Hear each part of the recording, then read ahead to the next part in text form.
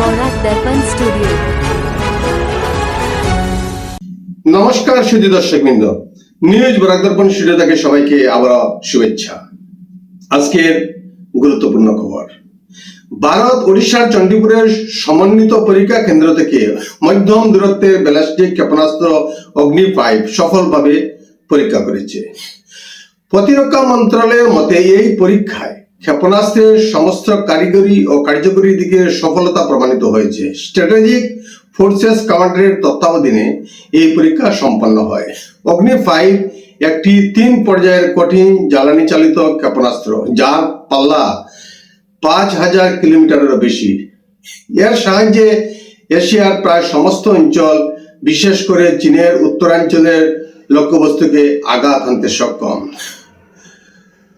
প্রতিরক্ষা গবেষণা ও উন্নয়ন সংস্থার ডিআরডিওর তৈরি এই ক্ষেপণাস্ত্রকে ভারতের পারমাণবিক প্রতিরোধ ক্ষমতার মেরুদণ্ড হিসাবে গণ্য করা হয়। প্রধানমন্ত্রী নরেন্দ্র মোদী এই সাফল্যের জন্য ডিআরডিওর বিজ্ঞানীদের অভিনন্দন জানিয়েছেন।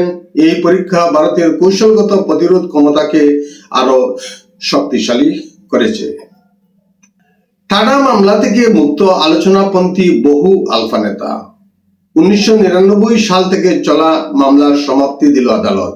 এই মামলায় অভিযুক্ত 38 জনকে দোষমুক্ত ঘোষণা করা হয়েছে।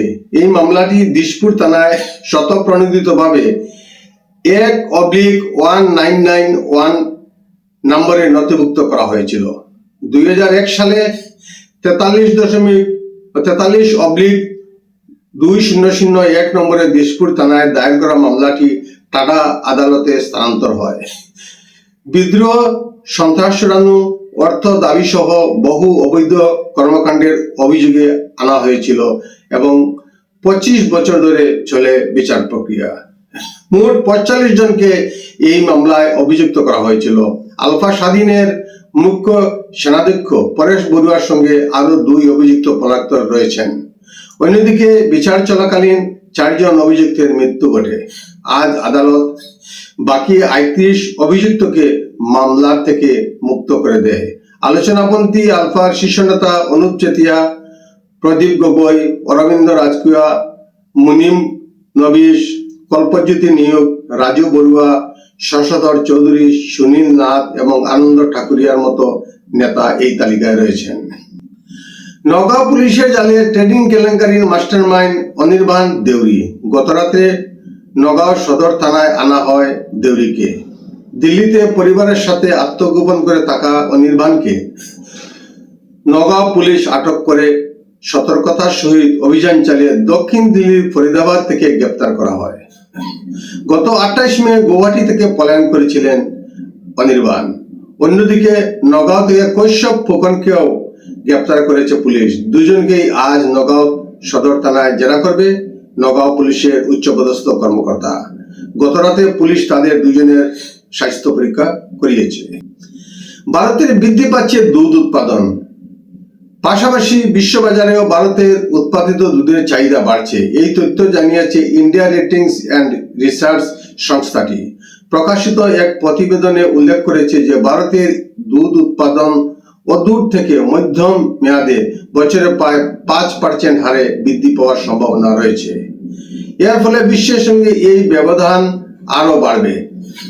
সংস্থাটি অনুমোদন করেছে যে 2025 অর্থ বছরে দুধের উৎপাদন বছরে 5% বৃদ্ধি পাচ্ছে। দেশের দুগ্ধ শিল্প উল্লেখযোগ্যভাবে বৃদ্ধি পাচ্ছে, যার ফলে বিশ্বের অন্যতম প্রধান দুধ উৎপাদক হিসাবে এর মর্যাদা আরো শক্তিশালী হচ্ছে। উল্লেখযোগ্য যে 2024 অর্থ বছরে ভারতের দুধ উৎপাদন বছরে 3.78% বৃদ্ধি পেয়ে 239.6 মিলিয়ন টন হয়েছিল। বিশ্বের শীর্ষস্থানীয় মোবাইল নির্মাতা কোম্পানি অ্যাপল ভারতে তৈরি করবে আইফোন 17 এর সব মডেল।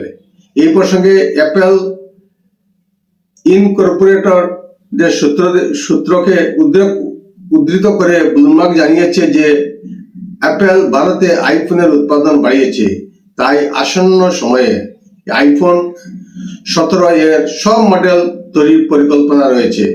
উল্লেখযোগ্য যে এর ফলে প্রথমবারের মতো প্রিমিয়াম প্রো সংস্করণ সহ প্রত্যেকটি নতুন আইফোন ভেরিয়েশন ভারতে শুরু থেকেই তৈরি করা হবে। বিশ্বজুড়ে অনিশ্চয়তার মাঝেও 2025 সালের জুলাইয়ে ভারতের বস্ত্র শিল্পের প্রধান সামগ্রীর রপ্তানির হার 5.37% বৃদ্ধি পেয়ে $3.1 বিলিয়ন হয়েছে, যা পূর্ববর্তী সময়ে ছিল $2.94 বিলিয়ন। বস্ত্র মন্ত্রণালয় এক বিবৃতিতে জানিয়েছে যে বৈশ্বিক অনিশ্চয়তার মাঝেও ভারতের বস্ত্র রপ্তানি ইতিবাচক বৃদ্ধির ধারা অব্যাহত রেখেছে, যা কর্মসংস্থান, রপ্তানি ও অর্থনৈতিক প্রবৃদ্ধির মূল চালক হিসাবে এই খাতের ভূমিকা আরো দৃঢ় করেছে। উল্লেখযোগ্য যে ভারতের বস্ত্র ও পোশাক খাত জুলাইয়ে স্থিতিস্থাপকতা প্রদর্শন করেছে। 2025 সালের এপ্রিল-জুলাই সময়কালে বস্ত্র শিল্পের ক্রমবর্ধমান রপ্তানির পরিমাণ ছিল $12.18 বিলিয়ন। আজকের প্রতিবেদনে এখানেই সংক্ষিপ্ত বিরতি টানছি। সবাইকে নমস্কার জানিয়ে বিদায় নিচ্ছি। न्यूज़ बौरा दर्पण स्टूडियो।